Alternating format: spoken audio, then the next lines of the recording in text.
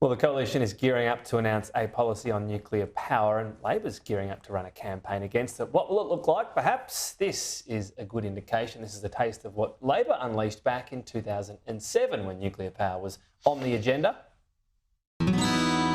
John Howard says a nuclear industry is a solution to climate change. But he won't say where the reactor should go. He refuses to talk about a list of possible sites for reactors that includes Rockhampton, Bundaberg, Mackay, Townsville, the Sunshine Coast, even Bribie Island. Queensland. Beautiful one day, nuclear the next. Will we see a repeat of that this time around? Joining the panel, Shadow Climate Change and Energy Minister Ted O'Brien. Are you worried about that sort of campaign being reheated? Beautiful one day, nuclear the next. I can just see them pressing replay on that one. You know what's amazing about that one, Trudy, is that was from 2007. And here Labor is saying this, these plants, they take well over a decade to build. I tell you what, if they actually got on with it and supported the idea of at least even looking at it back then, who knows? You had nearly a decade in office and you didn't do anything about it then. To a zero-emissions grid, if they had. Sorry, what did you say? You're in power, the coalition was, for nearly a decade. Since then, since 2007, why didn't you do anything then? Good question. The answer is this. We have been evolving our research and intelligence on this for some years now. I think it was the last term of government, I led a parliamentary inquiry into this very topic, and we concluded that we should be seriously looking at zero-emissions nuclear energy. And thankfully then, under Scott Morrison's leadership, Angus Taylor then as the minister, they put the nuclear technology into our technology investment roadmap. We did international MOU agreements on technology transfers, including with the United Kingdom, looking specifically at nuclear energy. Now, in this term of government, Peter Dutton, under his leadership, we go one step further. So we have been evolving this over the years. And of course, in due course, we'll be coming out with our energy policy. And we've made no secrets of the fact that zero-emissions nuclear energy is most likely to be part of it. So the CSIRO costings, you're disputing it. One of the things you said was they're not running enough compared to when they would. You said, look at Korea, they run 92% of the time. Australia's a bigger country, a lot more room for renewables, and it's a sunnier country. Surely we'd have them running a lot less, because once those panels are working, the sun's shining, you're not going to run what at that time would be more expensive nuclear energy compared to solar. So I think what you're going to there, Tom, was the report put out last week that suggested that nuclear power plants might run as little as just over half the time that they can. That clearly disadvantages nuclear power in the analysis. It does, but isn't it going to be part of the reality with a sunny Well, no, Tom, I think country? it's the opposite. And here is why. Right now, under the Albanese government, we are looking at 90% of our 24/7 baseload power exiting the grid over the next 10 years. That's 90% gone.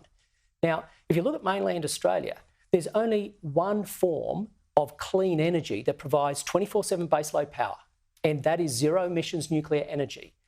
If nuclear is part of the mix, and it's got to be part of a balanced mix, working complementary to renewables and gas, then we need it to be doing the job it should be doing. And so we can't accept a report that says, you know what, these plants only live for 30 years when their life is probably 80 years, and they only work half the time. Korea's, these aren't part-time plants. We're not a very similar country to Korea in geography, the way our layout is, are we?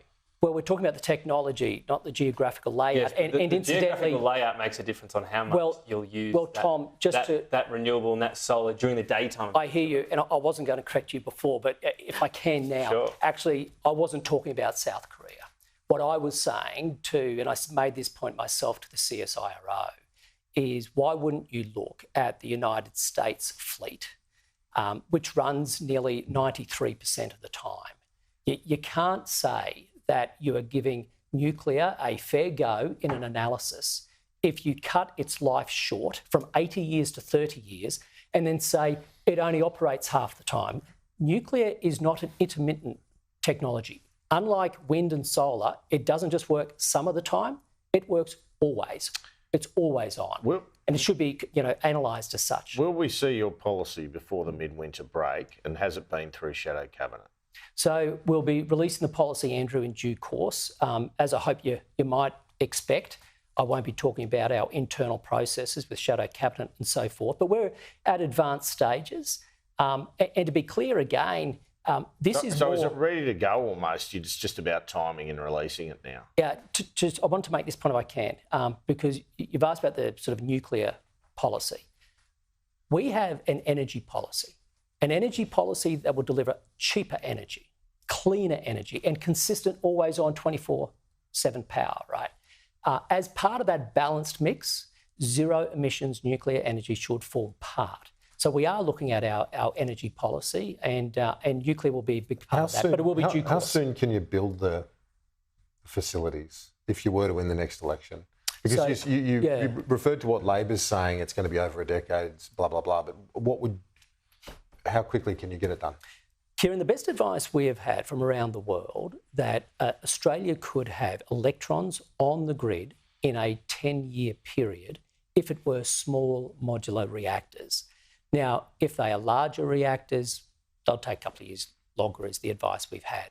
But within 10 years. And you say that it's balanced and gas is part of the mix. Why do you need gas once you've got nuclear in the mix? Well, do you really need gas on an ongoing basis? You still do, for a couple of reasons. Firstly, you need it as the transition fuel.